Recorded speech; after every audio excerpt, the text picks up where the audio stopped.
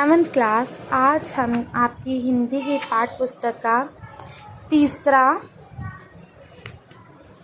पाठ पढ़ेंगे, जिसका नाम है महायज्ञ का पुरस्कार।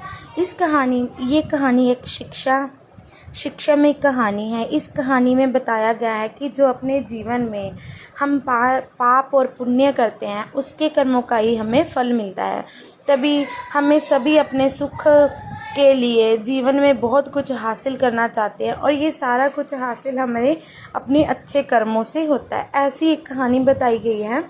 एक गांव में एक धनी सेठ रहता था, बहुत ही विनम्र और उदार स्वभाव का था। और वो उनके घर पे जो भी साधु संत आते थे, कभी भी भूखे प्यासे नहीं जाते थे, कभी भी निराशा होकर नहीं जाते थे। और हर समय सेठ और सेठानी दोनों यज्ञ में लगे रहते थे। एक बार अचानक सेठ इतने यज्ञ करते थे कि उन्होंने अपनी सारी धन दौलत गरीब और दीन दुखियों को लुटा दी। एक बार एक बार सेठ के ऐसे दिन फिरे कि उन पर गरीबी के दिन आ गए।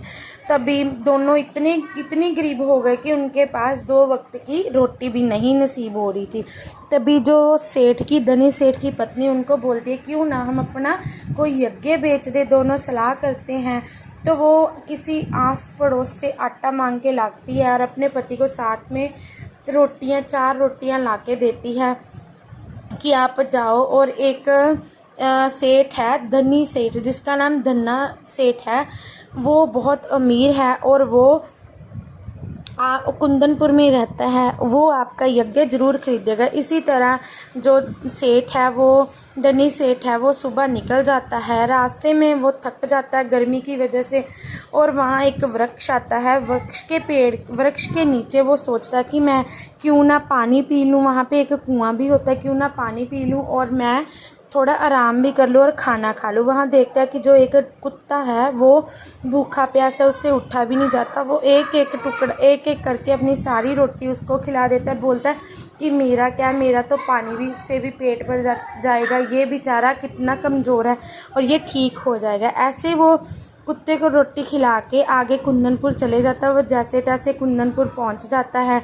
वहाँ पे जाके वो अपना प्रस्ताव रखता है कि धन्ना सेठ के सामने कि आप धन्ना सेठ मेरा कोई यज्ञ खरीद लो। तो धन्ना सेठ की जो पत्नी है वो बोलती, हम यज्ञ तो ज़रूर खरीदेंगे, पर आपका महायज्ञ खरीदेंगे, आपने जो अभी किया है। तो वो बोलते हैं कि महायज्ञ तो मैंने किया ही नहीं, कितने दिन हो गए, क्योंकि मेरे पास तो इतनी गरीबी। बोलती, नहीं, आपने महायज्ञ किया है। वो बोलता, कौन सा? बोलती, जो रास्ते में आपने एक भूखे प्यासे कुत्ते को खाना खिलाया है निष्भाव से, कि आपने खुद खाना नहीं खाया, और यही आपका महायज्ञ है। किसी का बिना निष्भाव से सेवा करनी, किसी को भी अपना सामान दे देना ज़रूरतमंद को, तो यही महायज्ञ होता है। तभी वो बोलता है कि मैंने यज्ञ तो नहीं बेचना, मैं कैसे ये ऐसा यज्ञ बेच सकता हूँ। तो वो वापस आता है। वापस आके उसकी पत्नी को बहुत उम्मीद होती है कि वो घर पे आएगा और बहुत धन लेके आएगा। जब वो आता है तो वो निराश हो जाती है। वो अपनी जो सारी कहानी महायज्ञ की अपनी पत्नी को बताता है। जब उसकी पत्नी ये सारी कहानी सुनती है तो वो विलीन हो जाती है और बोलती, हे पति, आपने इतनी कठिनाई के समय में भी ऐसे अपना राजधर्म निभाया।